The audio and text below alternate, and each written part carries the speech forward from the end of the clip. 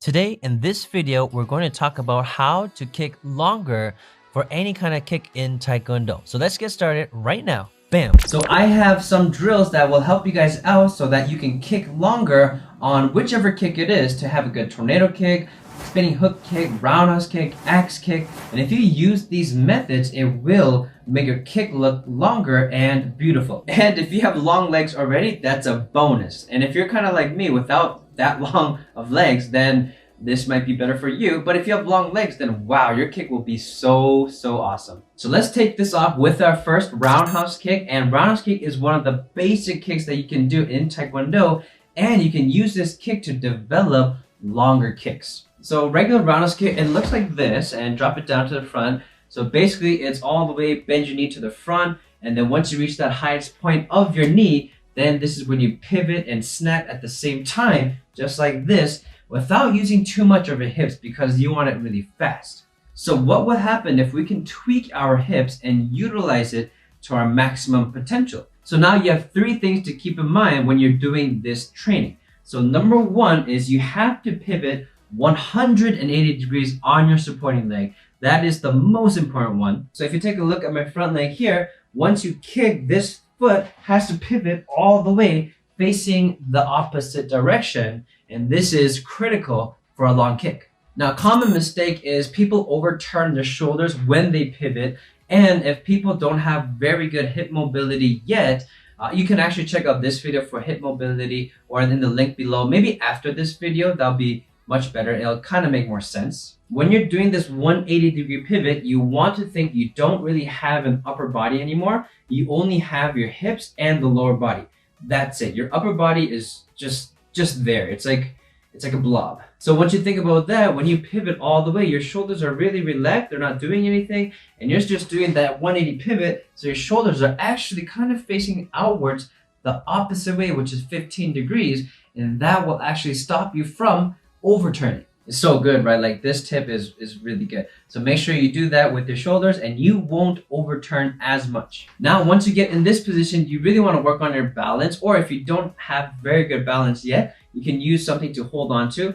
But for demonstration purposes, I'll show you without holding on to anything. So from here, I'll kick towards the angle so you guys can see better. So what you're going to do is you're going to do that 180-degree pivot. And the most important thing is with this hand, you're going to grab your ankle just like this. Now, common mistake here, if I face the camera, this knee is pointed out, my hips are pointed out, and my shoulder is just here. This is not good. Like, it's okay for a fast kick, it's okay for a basic kick, but we're working on how to kick longer. So what you want to do here is push your hip forward and push your knee out so that your knee, hip, and shoulder is in a very straight line. So you'll probably feel a little bit stretch here and your lower back and your glutes as you do this training. And my recommendation is maybe do it 10 times, and you're gonna hold it each time. So let me just demonstrate 2 times for you. So you're gonna go 1 and push as much as you can, and then bring it down. You're gonna go back 2 and push, and then bring it down. You see that very small difference is actually what makes the kick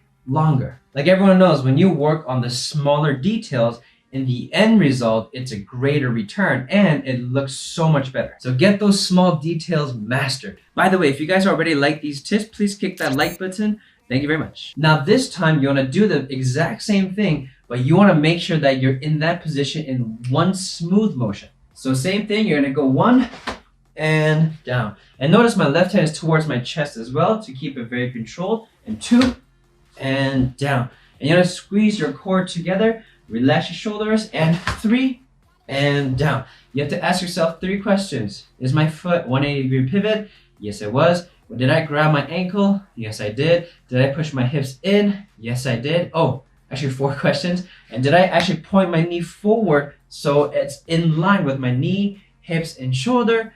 Yes, I did. Now, before you try this kick with this method, I want you to do this. I want you to get a chair. Now with this chair or a wall, you can use a wall too, you can balance your body. So what you're gonna do is you're gonna go into this position right away. We're gonna go 1, and in this position, what you're gonna do is you're gonna actually kick and hold it 3 for about 5-10 seconds. And here you wanna adjust fine things, okay? So number 1, your big toe wanna point forward, your knee wanna lock in place, your hip push forward as much as you can, And another one, your hamstring, your supporting leg here, you actually want to push it forward like this until you lose your balance. So you want to go 1, hold it for 5 seconds, and then at the last 5 or 3 seconds, you want to push your hip forward as much as you can and just let your muscles memorize this feeling. So once again, 1, adjust, fine-tune things.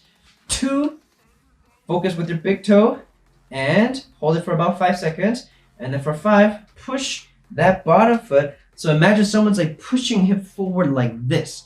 And once you do that, you'll be able to see the difference of your kick being longer. So a regular roundhouse kick is basically 1, right? And with this method, you can actually make it so much longer. And you see that difference? That is what you want. So with many practices, you can set a goal for yourself. You can, make a start line here, and you can have a target over here, and you can make them move back a little bit as you kick. So what you want to do is you just want to measure it out yourself.